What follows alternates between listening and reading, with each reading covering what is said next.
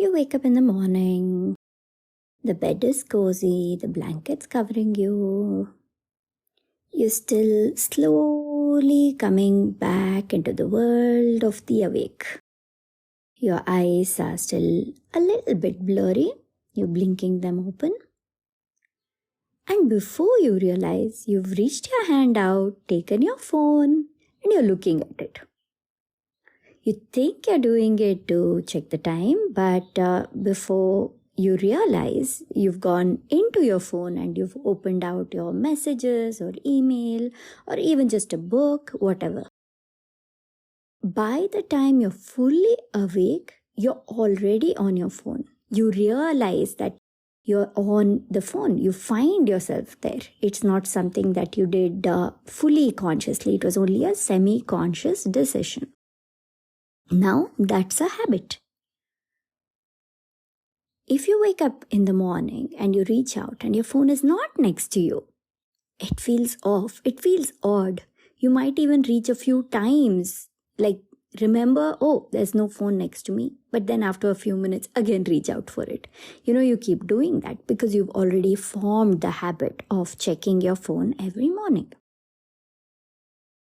Then you wake up, you get out of bed, and you think, okay, I got to brush my teeth now, and you go and brush your teeth. That is a conscious habit. The phone, it was a semi-conscious one. The brushing your teeth, it's a conscious one. You do it because you think or you know it's good for you. Throughout the day, we have habits. Some are conscious, some are unconscious, some are partially conscious. It's in this whole spectrum from very intentional habits to very unintentional ones. We've developed this over years and years of our lives. Some of them are so it's such a big part of us that we don't even have to think about it. We do it without even realizing we've done it. For example, locking the door at the end of the day or turning off a certain light, turning off the gas. These are just a few examples. Sometimes you go to bed and you wonder, did I lock the door? Did I not do it? That's because you've done it unconsciously. And it helps to realize that it's very likely you have done it because this is a habit that is so inbuilt into your system that you don't realize you're doing it. We can use the awareness about all of this, about our particular habits, the kinds of habits we have, daily, weekly, monthly, wherever. Things that are a part of who we are, like our personality, things that don't even need a second thought from us and they just happen and they just get done. And things which we feel like, okay, this is good for me, so I have to do this, or I have to stop myself from doing this because it's not good for me. Either ways. These are the kinds of habits that we all have, and when we become aware of them, we are able to use them to our advantage. Because each of us has different kinds of tendencies. And when we realize that, okay, I have a tendency to do a certain thing that may not be good for me, you're able to become aware of something that you may do in a semi-conscious state, like the phone. It wasn't next to me. Why? Because I kept it far away so that I don't reach out for it every morning.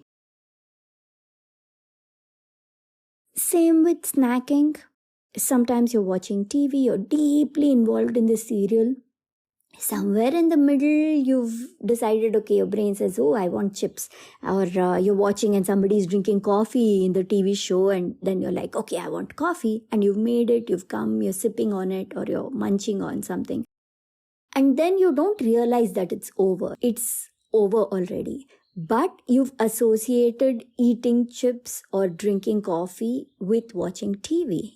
And the more number of times you do this, the more of a habit it becomes.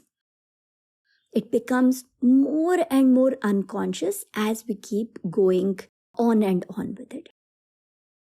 So how do we ensure that we create habits for ourselves that become unconscious, that become second nature. How do we ensure that we take our healthy, conscious habits and make them happen in our lives where we aren't even actually making them happen consciously? They just happen, we just do it. One very good way to make sure you inculcate a new habit that's good for you is to piggyback it onto an existing habit. Last time, when I had my Harmonious Multi-Passionate Life course, my students figured this out on their own.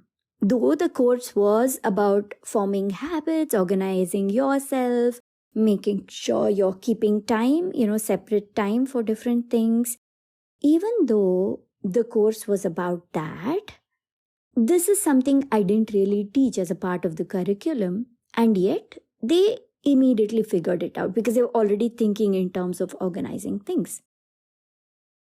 One student shared that they started listening to the audio lesson on their drive home from work.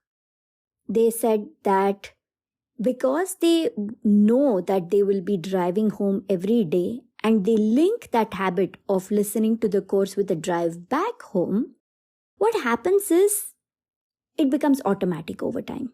And then they get home after listening to the lesson, freshen up and sit and do the action step that I've given them. Another participant shared that she always listened to the lesson while eating her lunch. And during her lunch break, she would make use of this. While eating lunch, listen to the lesson, and then after she's done with eating, sit down and do the work, do the action step. So this way, both of them ensured that they consistently did the lessons, consistently did the homework. And I was pretty impressed by that. I was like, oh, cool. You figured this out. It's a very simple thing, right? But often we think, okay, today I have to do something. I have to exercise for 20 minutes, or I have to do this lesson, or I have to read this book. I'll do it today at some point, versus I will do it when I do a certain other thing, which I know I'm anyway going to be doing. It's an existing habit. And you piggyback this new habit onto the existing habit to ensure that it happens. Then it won't take too much effort on your part. So yeah, I just wanted to talk about all these habits and ways to inculcate them, how to develop new good habits for ourselves, how to let go of ones which aren't good for us by developing habits over them, like erasing one habit over another. Like the picking up the phone habit, I could erase it by creating a habit of, say, sitting up in my bed and chanting every morning, that kind of a thing. So you erase one habit because you have something that you do at a particular point of time. So you have to slot something else in its place so that the original habit gets removed. I'd love to hear back from you. Share with me what your habits are which you feel are conscious, which you feel are not so conscious, and the ways in which you develop new habits, the little tricks that you lean on so that you can inculcate good new habits for yourself. All right, that's it for today. I'm Susmita Veganosaurus. This is the Feel Good Factor podcast, and I'm so glad to have you here today. Thank you for listening. Bye. Hey, lovely people. It was so good chatting with you today. If you enjoyed this episode of the Feel Good Factor, you are going to love what I share in my newsletter.